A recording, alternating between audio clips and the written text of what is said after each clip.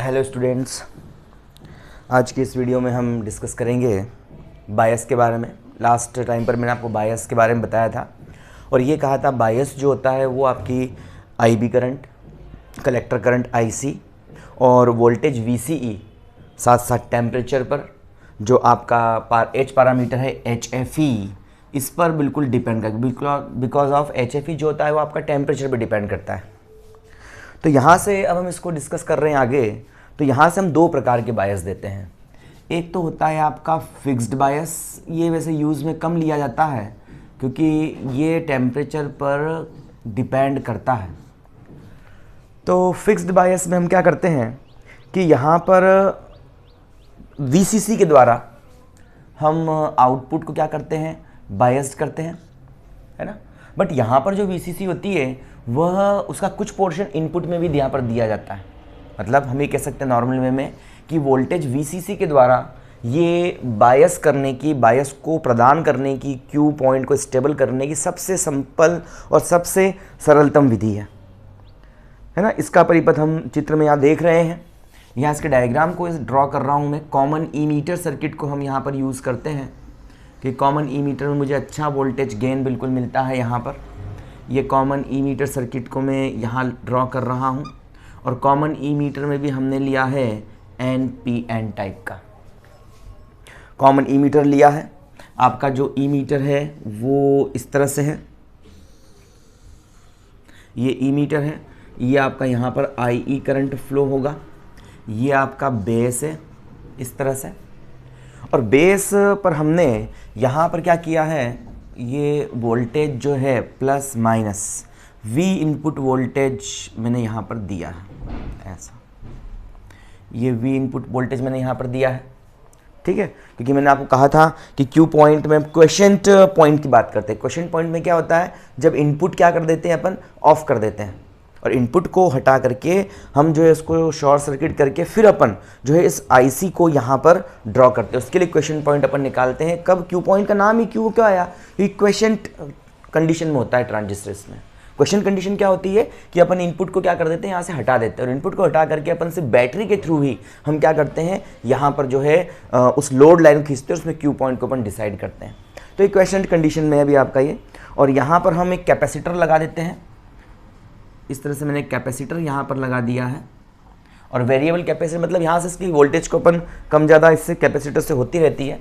यहाँ से हम एक वोल्टेज इधर से देते हैं,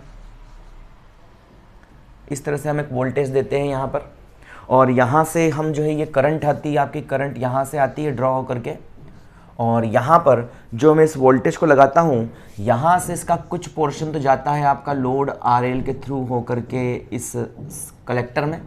ये RL मैंने लगाया है यहाँ, ठीक है। और यहाँ से ये प्लस VCC वोल्टेज हम यहाँ पर इसको देते हैं इस पॉइंट पर। यहाँ पर ये आपका जो मैंने लगाया है रेजिस्टेंस, RB रेजिस्टेंस लगाया है मैंने यहाँ पर, क्योंकि बेस पर इसलिए RB बोला है मैंने इसको। यहाँ से करंट आता है आपका इस तरह से, ठीक है। और यहाँ पर जो है वो लोड RL लगा रखा है, वहाँ पर अपन आउटपुट फाइंड आउट करते हैं लोड RL में। चूँकि ये कलेक्टर से जुड़ा हुआ है इसलिए इसमें जो करंट होता है ना, वो करंट कौन सा होता है, आपका IC करंट होता है। IC करंट इसमें फ्लो होके आता है। यहाँ पर हम जो है इसको अर्थिंग दे देते हैं, इस पूरे पोर्शन को ही ऐसे ग्राउंडिंग हम इसको कर देते हैं यहाँ से। ये पॉइंट आपका G होता है, यहाँ पर G पॉइंट इसे नाम दे देते हैं अपन यहाँ, है ना। और यहाँ पर जो है आपका आउटपुट हम यहाँ फाइंड आउट करते हैं। इस तरह से हम आउटपुट के बाद में हम एक और कैपेसिटर लगा दें, ताकि जो अगर हम किसी वोल्टेज को यहाँ पर एम्पलीफिकेशन कर रहे हैं तो वो डीसी कंपोनेंट को ये जो कैपेसिटर रोक देता है, और हमें साथ साथ में यहाँ पर क्या होता है भाई, रिपल भी काफ़ी यहाँ पर जो हमें मतलब प्योर AC करंट मुझे मिलती है, प्योर जहाँ AC करंट की जरूरत होती है वो मिलता है मुझे। यहाँ से मैं आउटपुट को फाइंड करता हूँ। आउटपुट के लिए यहाँ पर मुझे ये आउटपुट मुझे मिल जाता है इस तरह से। आउटपुट को यहाँ फाइंड आउट करता हूँ प्लस और माइनस के बीच में। ये आपका प्लस और ये माइनस है। इस तरह से मैंने यहाँ इसको जो है कनेक्शन दे रखा है। ये मैंने सर्किट एक ड्रॉ कर रखा है, और इस सर्किट में ये जो आपका है यहाँ से प्लस और ये माइनस टर्मिनल पे आ जाएगा, बिकॉज ऑफ आपने इसको रिवर्स बायस में, और यहाँ पर ये भी प्लस पे आ चुका है, तो ये प्लस और ये क्या हो जाएगा आपका माइनस। ये जो वोल्टेज होगी इसके बीच की, ये वोल्टेज होगी VBE वोल्टेज, और यहाँ से यहाँ तक की जो इसकी कैपेसिटर और इमीटर के बीच की वोल्टेज होगी वो होगी आपकी VCE वोल्टेज। इस तरह से आपका जो है ये IE करंट है और इस तरह से आपका जो है सर्किट यहाँ पर पूरा होता है। अब इस सर्किट में हम क्या कर रहे हैं, प्रतिरोध RB है अपने पास, रेजिस्टेंस RB, इससे हम क्या करते हैं कि इस VCC से इस RB के थ्रू होते हुए हम IB करंट पहुंचाते हैं इस बेस को, और वो IB करंट कैसा होता है आपका, कांस्टेंट करंट होता है। तो कांस्टेंट IB हम क्या करते हैं यहाँ पर सप्लाई करते हैं, ये कांस्टेंट होती है आपकी IB। तो VCC से RB के थ्रू होते हुए बेस पर हम कांस्टेंट करंट को यहाँ पर क्या करते हैं, सप्लाई करते हैं। और इस प्रकार से यहाँ पर हम ये कह सकते हैं कि यहाँ जो RL है निर्गम वक्र में, RL पर हमें आउटपुट मिलता है और साथ ही साथ ही Q पॉइंट को भी डिसाइड करता है। जब अपने Q पॉइंट को पढ़ा था, क्वेश्चन पॉइंट को पढ़ा था, Q पॉइंट की हमने बात की थी लोड लाइन में, तो वहाँ मैंने कहा था कि बिल्कुल ये RL पर डिपेंड कर रहा है, हमने इसके लिए डेरिवेशन भी निकाला था। तो ये RL पर डिपेंड करता है, तो RL क्या करता है, Q पॉइंट को डिसाइड करता है और IB को IB को कांस्टेंट जो IB है वो RB डिसाइड करता है आपका। ये सर्किट मैंने इस तरह से यहाँ पर ड्रॉ किया है। अब हम इसके लिए इनपुट सर्किट की बात कर लें तो इनपुट सर्किट में अपन देखते तो इनपुट सर्किट में क्या होगा, इनपुट अगर सर्किट की बात करते हैं अपन तो इनपुट सर्किट में क्या होगा, तो इनपुट सर्किट में यहाँ से मैं इसको लिख सकता हूँ, जो वोल्टेज आपकी VCC यहाँ पर मैंने अप्लाई कर रखी है, आपको दिख रहा है, और ये VCC जो होती है, ये VCC किरचॉफ के रूल को यूज़ करता हूँ मैं यहाँ पर, तो मैं लिख देता हूँ इजिकल टू IB RB, एक तो ये होगा, और प्लस VBE। मतलब कि ये जो आपका है ना VCC, ये दो प्रकार से है, कुछ पोर्शन तो इसका यहाँ पर प्रेजेंट होता है, तो अपन यहाँ पर वोल्टेज निकालते हैं तो ये IB करंट इसमें से फ्लो होकर आ रहा है, बिल्कुल IB करंट तो देगा एक कांस्टेंट IB करंट को, तो ये IB RB पहला वोल्टेज और ये VB, मतलब कि यहाँ पर पूरे इस इनपुट वाले सर्किट में किरचॉफ के फर्स्ट लॉ, या ऐसा भी कह सकते हैं कि वोल्टेज VCC इस इनपुट सर्किट में दो जगह खर्च होती है, एक तो RB IB यहाँ वोल्टेज देती है, बची वोल्टेज कहा जाती है आपकी VB, और IB RB की वैल्यू VCC के यहाँ पर इक्वल होती है। किरचॉफ के फर्स्ट रूल को अपन लगा देते हैं यहाँ पर। यहाँ से मैं इस IB की वैल्यू निकाल देता हूँ, तो IB की वैल्यू निकालने के लिए क्या करता हूँ, मैं लिख देता हूँ इसको VCC, देखो IB की वैल्यू फाइंड आउट कर लेता हूँ मैं और निकाल लेता हूँ VCC माइनस VBE, और कितना है आपका अपॉन में RB।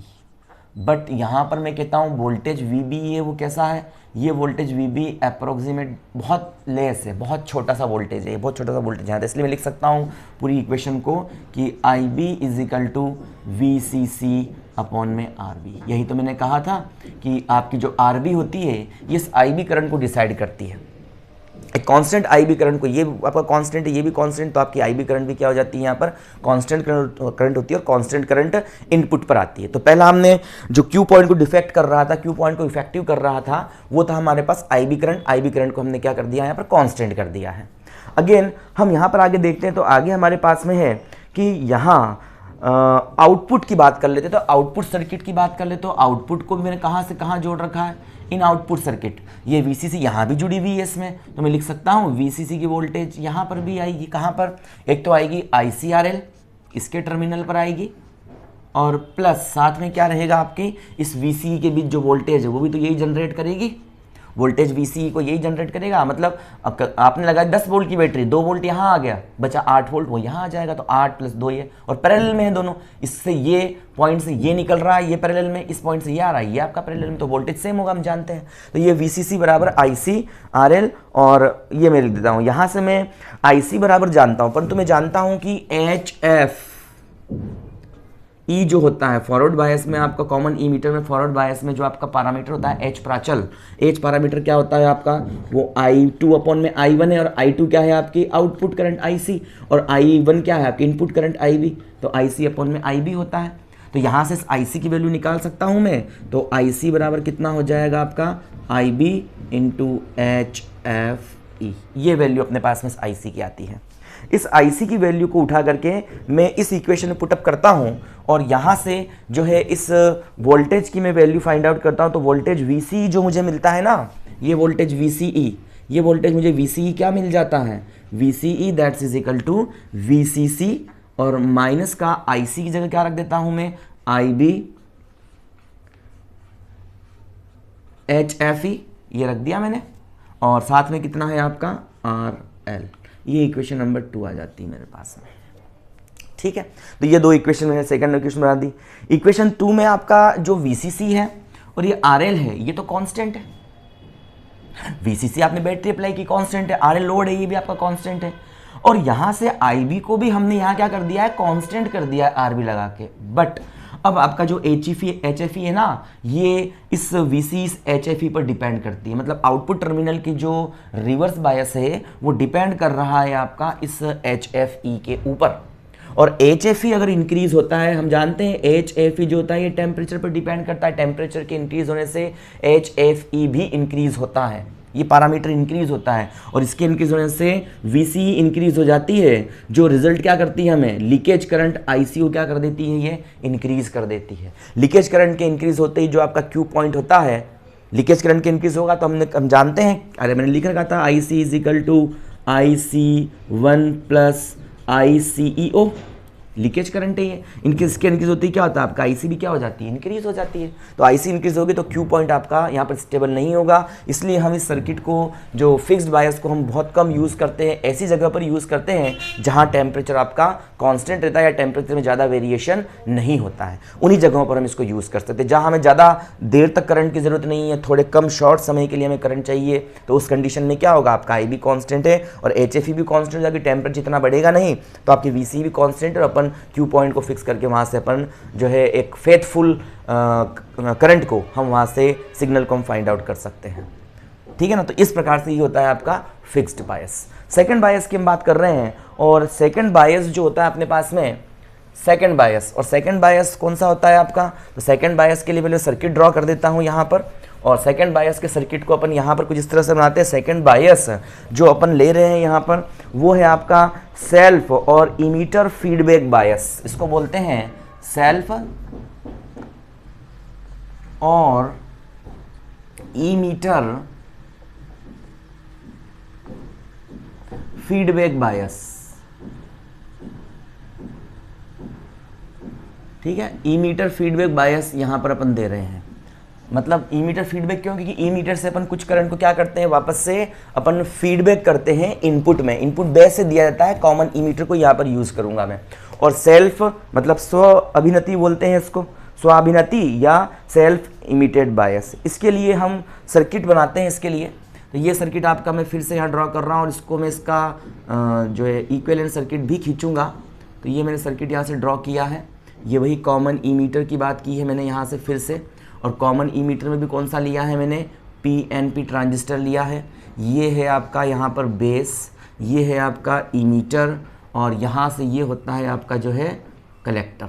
इस तरह से ये मैंने इसको यहाँ पर कर दिया। ठीक है ना, ये E है, ये B है, और ये C हो गया आपका।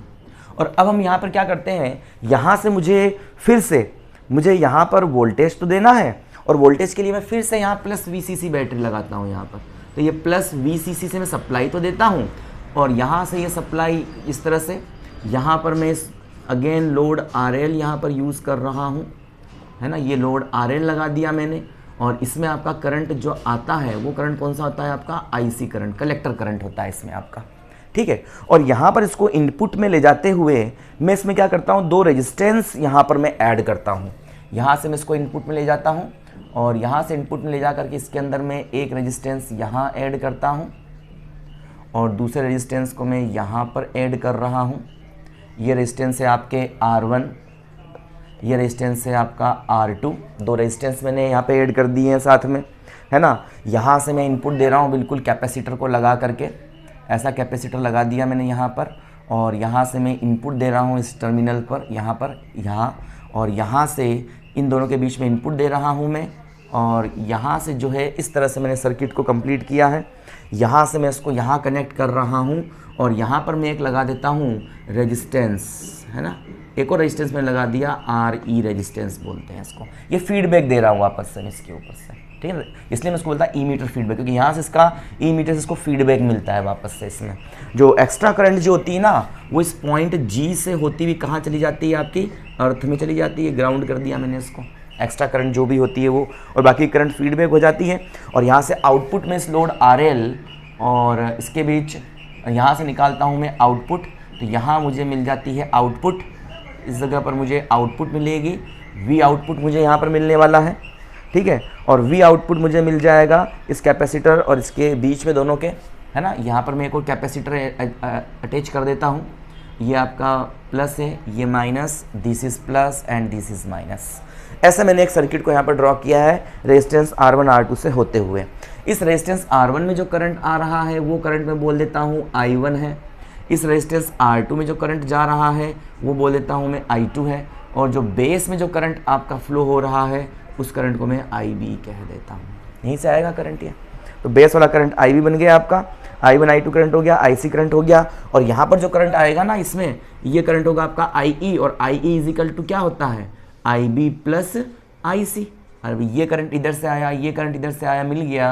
तो किरचॉफ के फर्स्ट रूल से आने वाला करंट एंटरिंग करंट बराबर लीविंग करंट, तो वही हो जाएगा IB प्लस IC बराबर IE लिख सकता हूँ इसको मैं, है ना। तो IE बराबर क्या बन जाएगा आपका IB प्लस IC। इस तरह से मैं इसका सर्किट ड्रॉ करता हूँ। और ये सर्किट मैंने यहाँ पर ड्रॉ किया है। यहाँ पर जो आपका इनपुट है ना R1 R2, ये दोनों क्या करते हैं, R1 R2 मिल करके क्या कर देते हैं, यहाँ से इसको स्टेबल बायस प्रदान कर देते हैं, स्टेबल बायस, जिससे ये IB को फिक्स करने का काम करता है R1 R2 दोनों मिल करके, है ना। और यहाँ से जो आपके RE है ना, ये RE नेगेटिव फीडबैक देता है। यहाँ पर जो RE लगा रखा है, RE क्या प्रोवाइड करता है, RE नेगेटिव फीडबैक। फीडबैक वाले सर्किट में अपन देखेंगे कि फीडबैक क्या होते हैं, नेगेटिव फीडबैक क्या होता है, पॉजिटिव फीडबैक क्या होता है।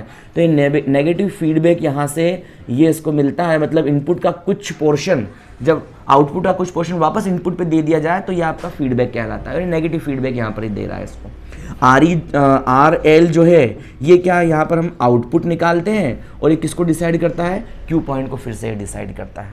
उसकी सबसे अच्छी क्वालिटी ये होती है कि HFE का यहाँ पर इफेक्ट ज़्यादा नहीं होता है, मतलब इफेक्ट लगभग ना के बराबर होता है।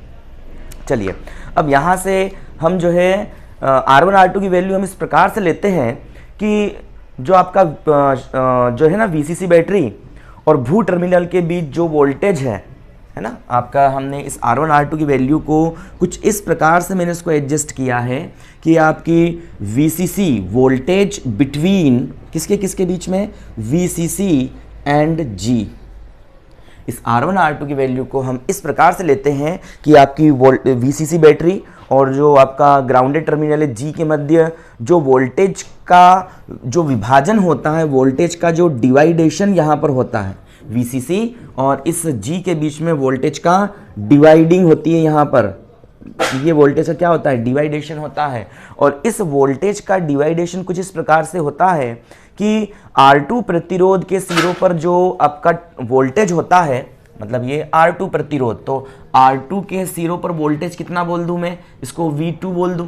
तो R2 के सिरों पर जो वोल्टेज जो होता है ना, R2 के टर्मिनल्स पर वोल्टेज ये किससे ज़्यादा हो जाता है, तो R2 के सिरों पर वोल्टेज जो होता है, और उस वोल्टेज को मैं यहाँ से चूँकि मैंने R2 यहाँ से इनपुट हो रहा है तो मैं इसको बेस पर है तो उसको VB भी मैं कह सकता हूँ।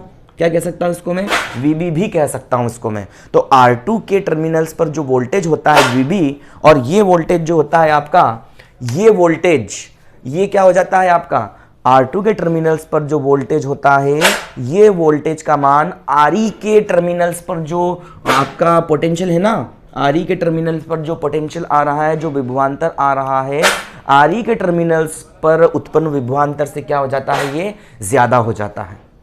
ठीक है ना। मैं यहाँ पर इस R1 R2 की वैल्यू को इस प्रकार से एडजस्ट करता हूँ कि R2 के इस VCC और G के मध्य जो वोल्टेज का डिवाइडेशन होता है, उस वोल्टेज के डिवाइडेशन से जो R2 के टर्मिनल्स पर जो आपकी वोल्टेज आ रही है ना, इस R2 के टर्मिनल्स पर वोल्टेज VB वो क्या होती है, R2 के टर्मिनल वोल्टेज VB ये RE के टर्मिनल पर वोल्टेज से कुछ क्या हो जाए, ज्यादा हो जाए। वोल्टेज 8E टर्मिनल इस वोल्टेज से क्या हो जाए, थोड़ी सी ज्यादा हो जाए। इस प्रकार से अपन यहाँ पर इसको लेते हैं। ऐसा क्यों करते हैं, ताकि इसका जो इनपुट फॉरवर्ड बायस है ना, वो इनपुट फॉरवर्ड बायस क्या हो जाए आपका, इंक्रीज हो जाए, इनपुट फॉरवर्ड बायस इसका बढ़ जाए। तो इस प्रकार से अपन इसको यहाँ पर एडजस्ट करते हैं। ठीक है ना। और यहाँ पर R1 का मान RL की तुलना बहुत, R1 भी RL की तुलना बहुत बहुत ज़्यादा होती है। तो इस प्रकार से अपन एडजस्ट करते हैं R1 R2 की वैल्यू को कि R2 के टर्मिनल्स पर जो वोल्टेज है वो ई मीटर के टर्मिनल्स पर वोल्टेज से थोड़ा सा ज़्यादा हो जाए। ऐसा करने से क्या होगा, इसकी पॉजिटिविटी बढ़ेगी, और पॉजिटिविटी बढ़ने से हमने कहा था ये फॉरवर्ड बायस में और रिवर्स बायस में, तो फॉरवर्ड बायस थोड़ा सा ज़्यादा यहाँ पर आपका हो जाता है। तो इस प्रकार से अपन इसको यहाँ पर एडजस्ट करते हैं। अब यहाँ पर हम जो है आगे देखें तो आगे हमारे पास में जो है डेरिवेशन हम लेके चलते हैं। तो मैं क्या करता हूँ कि यहाँ पर मैं जो है आपकी थेवेनिन थ्योरम लगाता हूँ। तो with the help of Thevenin theorem, Thevenin theorem की हेल्प से मैं सर्किट को रिप्लेस करता हूँ, और इस सर्किट को रिप्लेस करके एक नया सर्किट बनाता हूँ जिसमें मैं कह सकता हूँ कि यहाँ पर VBB वोल्टेज और RB हम रेजिस्टेंस की यहाँ पर बिल्कुल यहाँ पर एज्यूम कर सकते हैं with the help of Thevenin theorem. Input के लिए थेवेनिन थ्योरम के लिए मैं वोल्टेज कहता हूँ, तो मैं एक बैटरी की यहाँ पर बिल्कुल एज्यूम कर सकता हूँ, बैटरी VBB थेवेनिन थ्योरम को यूज़ करके। R2 अपॉन में R1 plus R2, R2 upon में R1 प्लस R2, और इनटू साथ में है आपका इसके अंदर VCC। ऐसा मैं इसको यहाँ पर कह देता हूँ, ठीक है। इक्वेशन नंबर फर्स्ट बोल दिया इसको मैंने। एंड और क्या करता हूं, मैं यहां से जो एक रेजिस्टेंस RB को डिसाइड करता हूं, और RB इस प्रकार से होता है कि R1 R2 अपॉन में R1 plus R2। Thevenin theorem आप पढ़ चुके हैं पहले, है ना, लास्ट जो आपके चैप्टर्स में, वहाँ से बिल्कुल कह सकते हैं। मैं इनपुट को यहाँ पर थेवेनिन थ्योरम का यूज़ करके इस प्रकार से चेंज करता हूँ कि मैं यहाँ पर एक वोल्टेज सोर्स को डिसाइड कर सकता हूँ और एक रेजिस्टेंस RB को डिसाइड कर सकता हूं। वोल्टेज VBB जो होगा, अब VBB क्या है, ये क्या है आपका, ये आपका जो है करंट आ जाएगा। R रेजिस्टेंस है, टोटल रेजिस्टेंस R2 के लिए, R2 में से करंट की बात कर रहा हूं मैं, लेकिन R2 के साथ में R1 भी कनेक्टेड है, तो R2 R1 प्लस R2, और ये क्या है आपकी वोल्टेज, तो ये यहाँ पर इस प्रकार डिसाइड करता हूँ उसको। साथ ही साथ जो RB रेजिस्टेंस है आपका, वो ये दोनों कैसे हैं, ये दोनों एक दूसरे के इस पॉइंट के रिस्पेक्ट में एक दूसरे के साथ पैरेलल में होंगे। बिल्कुल कोई करंट ऐसे जा रहा है तो इस पॉइंट से ये दोनों एक दूसरे के पैरेलल में होंगे। बिल्कुल आपने थेवेनिन थ्योरम पढ़ी है, उस थेवेनिन थ्योरम को यूज करके मैं यहाँ से इस प्रकार लिख रहा हूँ। और इसका इक्विवेलेंट सर्किट अगर बनाना चाहूँ मैं, तो इक्विवेलेंट सर्किट किस प्रकार बनेगा, इसका इक्विवेलेंट सर्किट बन जाएगा आपका यहाँ से, ये जो आपका है ना, ये तो रिड्यूस हो जाएगा, ये रिप्लेस हो जाएगा, तो ये तो आपका हो जाएगा रिप्लेस यहाँ से इस तरह से, है ना। यहां से इसको मैं रिप्लेस कर दूंगा R1 R2 को, और यहां पर एक रेजिस्टेंस बोल दूंगा मैं RB, और यहां से इसमें एक मैंने ये जोड़ दिया है आपका वोल्टेज सोर्स, कुछ इस तरह जोड़ा है मैंने। जो बैटरी VBB मानी है ना मैंने, वो बैटरी VBB मैंने कुछ इस प्रकार से मानी है। तो थेवेनिन थ्योरम को यूज़ किया है। थेवेनिन थ्योरम आप अच्छे से जानते हैं, मैं ये मानकर चल रहा हूँ। और थेवेनिन थ्योरम को यूज़ करके मैंने इनपुट सर्किट में एक वोल्टेज सोर्स और एक रेजिस्टेंस RB को कुछ इस तरह से माना है और इसका इक्विवेलेंट सर्किट बनाया है। तो इक्विवेलेंट सर्किट हमारे पास में कुछ इस तरह से रेडी होगा, ठीक है। और IB करंट आपका भी वैसा का वैसा फ्लो हो रहा है इसके अंदर, IB करंट ऐसा ही जा रहा है ये बिल्कुल। तो सिर्फ मैंने थेवेनिन थ्योरम को इसमें यूज़ किया है। अब हम बात करते हैं, वही काम हमारा, हम इनपुट रेजिस्टेंस इनपुट सर्किट की बात करते हैं। तो इनपुट सर्किट के लिए क्या हो रहा है आपका, VBB IB RB जो मैं निकाल रहा हूँ इनपुट सर्किट के लिए, VBB वोल्टेज है, that's is equal to IB RB ये होगा, प्लस इन दोनों के बीच वोल्टेज कितनी है, VBE, प्लस वही किरचॉफ के सेकंड रूल से यहाँ पर ये क्या हो जाएगा आपका IB प्लस IC इंटू साथ में कितना है ये RE है, यही तो है। मतलब ये इनपुट वोल्टेज है आपका, और इनपुट वोल्टेज में एक तो यहाँ से बैटरी VBB बोली है मैंने ये, तो VBB की वोल्टेज दो जगह खर्च होगी, एक तो यहाँ पर, एक यहाँ और एक तीन जगह खर्च होगी इसकी वोल्टेज। मतलब इन तीनों के वोल्टेज का एडिशन इस VBB के बराबर आना चाहिए। किरचॉफ के रूल को भी यूज़ कर सकते हो, टोटल इलेक्ट्रोमोटिव या टोटल जो पोटेंशियल डिफरेंस होता है वो कितना होता है, 0 होता है। किसी भी एक आप लूप की या मैश की बात करें, उस मैश के अंदर, तो वही रूल लगाया मैंने इसमें, ये रूल मैंने यहाँ पर इस तरह से लगा दिया है। तो VBB IB RB plus VBE और plus IB plus IC into RE। अब मैं इस VBE को उठा करके साइड में ले जाता हूँ, तो यहाँ से VBB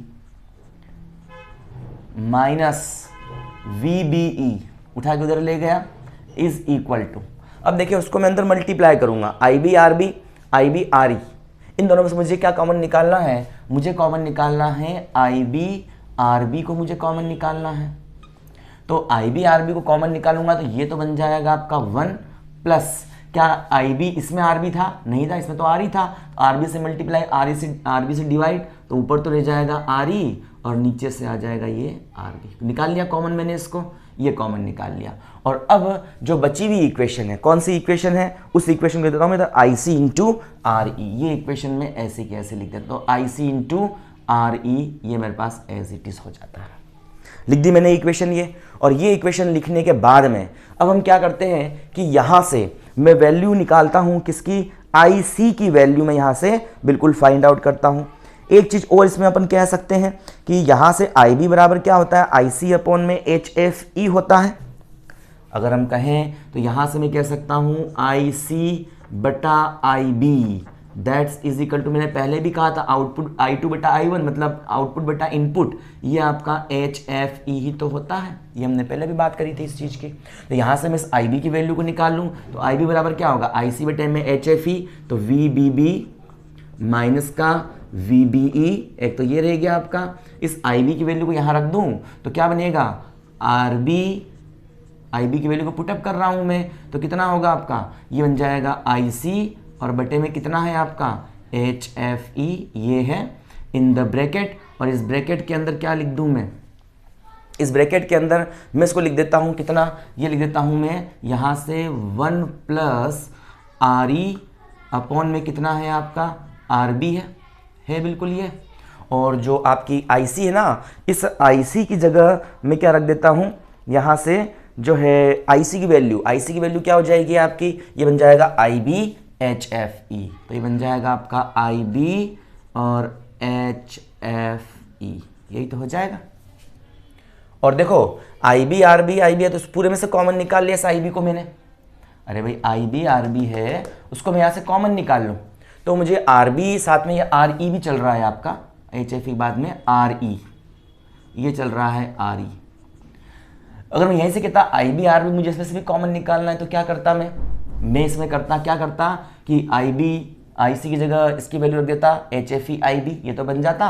और IB से RB से गुणा RB से डिवाइड करता, तो मैं इसको ऐसे भी तो लिख सकता हूँ। और ये IB मैंने इसमें से कॉमन निकाल लिया और यहाँ क्या बच गया? बटे में RB। आया समझ में? भाई RB इसमें है, इसमें नहीं है, कॉमन निकाल लिया तो बटे RB करना पड़ा। फिर IC की जगह मैंने रख दिया HFE IB रख दिया, IB बाहर निकाली और IB की जगह IB की वैल्यू रख दी मैंने। ये मेरे पास वैल्यू मिल जाती है, तो RE अपॉन में RB, तो ये मेरे पास मिल जाती है ये वाली इक्वेशन। यहाँ से मैं IC की वैल्यू फाइंड करता हूँ, तो IC की वैल्यू आपकी क्या हो जाएगी? तो IC that's is equal to, ये बन जाएगा कितना आपका? तो VBB माइनस VBE, एक तो ये है आपका एज इट इज, ठीक है। डिनोमिनेटर में, इसके डिनोमिनेटर में मैं लिख देता हूं जो आपका RB है, यहां से इस RB को इसके डिनोमिनेटर में लिख दिया मैंने नीचे ला करके। और उधर क्या लिख दिया? इधर लिख दिया मैंने HFE, और ये पूरी टर्म बटे में जाएगी इसकी, तो कितना बन जाएगा? 1 प्लस RE अपॉन में RB और प्लस HFE और RE बटे में RB। लिख सकता हूं मैं इसको ऐसे। और देखिए जरा, RE बटा RB इसमें भी है, RE बटा RB इसमें भी है, तो मैं काम करता हूं इसको ऐसे लिख दूं 1 प्लस HFE, हो गया ये। और इसको मैंने पूरे को उठा कर से बटे में ले गया, सीधे मैंने IC को छोड़ा है। हो गया क्लियर पूरा का पूरा ये।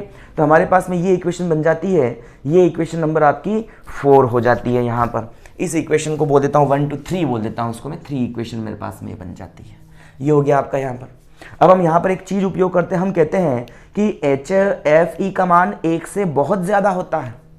HFE की वैल्यू जो होती है वो वेरी वेरी ग्रेटर देन 1। तो HFE की वैल्यू HFE इसकी वैल्यू 1 से बहुत बहुत ज़्यादा होती है। तो IC, क्योंकि IC बटा IB होता है, IC ज़्यादा है IB कम है आपकी, तो यहाँ से IC इज इक्वल टू ये बन जाता है VBB माइनस VBE, डिनोमिनेटर में RB ब्रैकेट बंद, और साथ में ये हो गया HFE, और डिनोमिनेटर में कितना बन जाएगा? ये HFE इस 1 कंपेरेंस ज़्यादा, 1 को नेग्लिजिबल कर लें तो क्या बन जाएगा? 1 प्लस RE अपॉन में RB और प्लस इंटू HFE, ये हट गया ना, तो इसे भी बचा इक्वेशन नंबर 4 आ गई मेरे पास में, आ गया। इसी प्रकार मैं आउटपुट सर्किट की बात करता हूं, तो आउटपुट सर्किट के लिए क्या लिख देता हूं, आउटपुट के लिए फिर से, तो आउटपुट पर बैटरी कौन सी है, VCC है, तो VCC that's is equal to, वही किरचॉफ के रूल को लगाऊं तो VCC ICRL, तो पहले लिख देता हूं मैं ICRL, ये लिख दिया मैंने, प्लस क्या हो रहा है आपका, अगली जो इक्वेशन लिख रहा हूं मैं VCE है ना, VC संग्राहक उत्सर्जक के सिरों पर वोल्टता यही तो होगी, प्लस इसका कुछ पोर्शन भी तो जाएगा इसके अंदर, मतलब ये क्या बन जाएगा आपका IB प्लस IC, और किसके अंदर है ये, RE के अंदर है, ऐसे। ये मैंने इक्वेशन लिख दी। यहां से मैं कहूं कि IB की जो वैल्यू IC कंपैरिजन में बहुत कम होती है, जब IB की वैल्यू IC कंपैरिजन में बहुत कम होती है तो IB को अपन अप्रोक्सीमेट नेग्लिजिबल 0 बोल दूं, तो मेरे पास बचता है VCC is equal to ICRL और प्लस का VCE और प्लस का ये बन जाएगा आपका ICRE, यही होगा। इन दोनों में से मैं IC कॉमन निकाल लूं तो VC गुड़ा इधर लेके आ जाऊं, minus VCE that's is equal to IC और RL प्लस RE, यही हो जाएगा, है ना, VCC माइनस VCE और ये, और साथ में इसको अपन इस प्रकार से लिख देते हैं, है ना, या VC बराबर VC से ऐसे भी लिख के छोड़ सकता हूँ। इक्वेशन नंबर मेरे पास में कितनी आ जाती है, 5 आ जाती है। हमने थेवेनिन थ्योरम को यूज़ किया, थेवेनिन थ्योरम को यूज़ करके मैंने एक वोल्टेज सोर्स और एक रेजिस्टेंस माना है, बिल्कुल आप यूज़ करके लिख सकते हो उसको। फिर मैंने इनपुट सर्किट में मैंने लगा दिया किरचॉफ सेकंड रूल, उससे मैंने सॉल्व करके इस वैल्यू को पुटअप करके मैंने IC की वैल्यू निकाली है। फिर मैंने आउटपुट सर्किट की बात की, तो आउटपुट सर्किट में फिर से मैंने किरचॉफ के सेकंड रूल को यूज़ किया है और वहाँ से यूज़ करके मैंने VCC की वैल्यू निकाल दी, वो आपकी इतनी यहाँ पर हो रही है। अब यहाँ पर क्या है कि हम यहाँ से बिल्कुल है, इसमें हम डिसाइड कर सकते हैं, यहाँ से हम जो है जो आलेख विधि के द्वारा, अपनी ग्राफिकल मेथड के द्वारा या आपकी मैथमेटिकल मेथड के द्वारा आप बिल्कुल Q पॉइंट को यहाँ पर डिसाइड कर सकते हो। भाई RL और RE आपका बहुत ज़्यादा हो जाता है, यहाँ पर IC की वैल्यू यहाँ पर से कम हो जाती है, एक नियत वोल्टेज ज़्यादा बढ़ नहीं पाता है। और साथ ही साथ इससे दो काम होते हैं। पहला काम तो ये होता है कि आपका IB कांस्टेंट रहती है।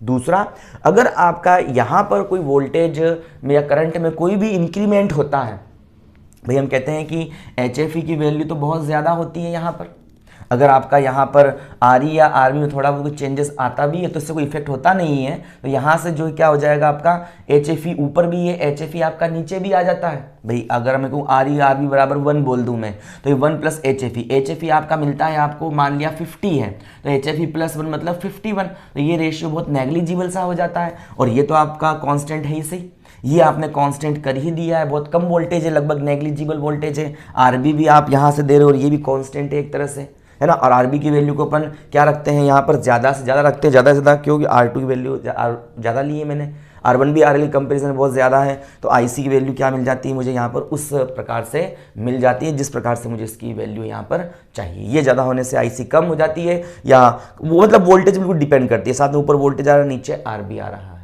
कहने का मतलब ये है कि यहाँ पर इसका कोई, इस कंपोनेंट का, HFE का इस IC पर कोई ज़्यादा इफेक्ट नहीं होता है। IC सिर्फ इन टर्म्स पर डिपेंड करती है, और इसको तो ऑलरेडी मैंने कांस्टेंट कर दिया है, आपकी RB को मैंने कांस्टेंट लिया, ये भी आपका लगभग नियत सा है। VB वोल्टेज मैंने ये माना है जो VCC पर डिपेंड कर रहा है इस तरह से। तो यहाँ पर जो है अपन इस प्रकार से देख सकते हैं और कह सकते हैं कि यहाँ पर एक तो इनपुट हमने यहाँ से दिया था, इनपुट को तो IB को तो कांस्टेंट कर ही दिया था, जिससे मेरी क्यू पॉइंट क्या हो गया आपका, कांस्टेंट हो चुका था। और साथ ही साथ यहाँ पर इस कंपोनेंट का ज़्यादा इफेक्ट नहीं होता है इस कंडीशन के होने के कारण से। तो यहाँ पर IC जो होती है इस HFE पर, मतलब टेम्परेचर पर डिपेंड अब नहीं कर रही है। इस स्थिति से मुझे क्वेश्चन पॉइंट बिल्कुल फिक्स जगह मिल जाता है, और फिक्स जगह उस क्वेश्चन पॉइंट को हम बिल्कुल फाइंड आउट कर लेते हैं, उसमें किसी प्रकार से वेरिएशन नहीं होता है। जब वेरिएशन नहीं होता है तो मुझे आउटपुट पर जो वोल्टेज मिलती है वो फेथफुल एम्प्लीफिकेशन मुझे वहां पर मिल जाता है।